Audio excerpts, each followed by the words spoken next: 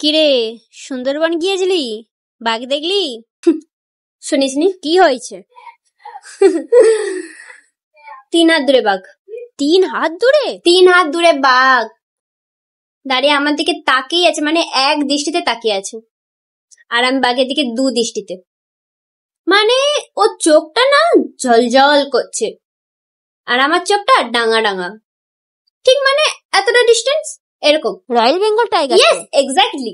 বাঘটা আমাকে দেখে যে ভয়টা ওর চোখে দেখেছিল আমার জন্য, তুই না দেখলে বিশ্বাস করবি না।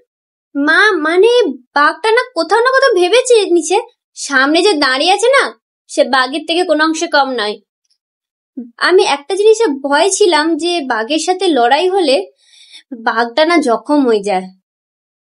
ও যদি নিজের ভালো বোঝে, ও যেন চলে যায় এখান থেকে। বাঘ 2 পা পেছলে, আমি 2 পা এগোলাম, আবার বাঘ 2 পা পেছলো, যেন ও পালাতে চাচ্ছিল, কিন্তু আমি তো পালাতে দেব না।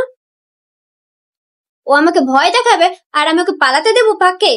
বাঘের চোখ থেকে একটা জিনিস বুঝতে পেরেছিলাম, ও যেন আমার কাছে ক্ষমা চাইতে চেয়েছিল, কিন্তু ক্ষমাটা চাইতে পারলো না। কেন জানিস? কেন? Ego problem. বাঘেদের প্রচন্ড ইগো প্রবলেম থাকে। সিচুয়েশনটা একবার কল্পনা করার চেষ্টা কর।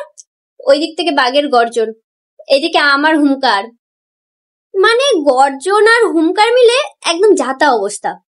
একটা জিনিস জানিস কিনা জানিস না, কিন্তু বাঘ যখন ভয় পেয়ে যায় না, তখন বাঘ চারিদিকে তাকিয়ে দেখে যে ওকে কেউ দেখছে কিনা। কেন চায় না ওকে ভয় পেতে কেউ দেখে, কিন্তু আমি দেখেছি চারিদিকে তাকিয়ে দেখছিল। না তুই কখনো বাঘকে লজ্জায় লাল হতে দেখেছিস? না তো। কিন্তু আমি দেখেছি, কিন্তু শেষ পর্যন্ত কিছু করা যাচ্ছে না। আমি যে ট্রাভেলটার সাথে গিয়েছিলাম, বুবাইটাকে ডাকলাম, ও এসে বাঁচালো বাঘকে আমার হাত থেকে। একটা জিনিস মাথায় রাখবি সব সময়, যখনই তুই বাঘের সম্মুখীন হয়ে যাস না, বাঘের চোখে চোখ রাখবি কনফিডেন্সের সাথে, বাঘ ভয় পেয়ে যাবে।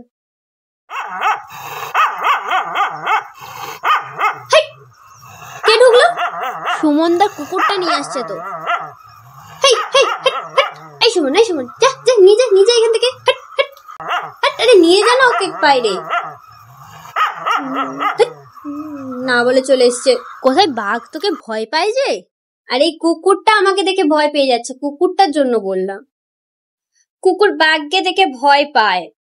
যত ঢব্বা যেখানে চলে এসছে।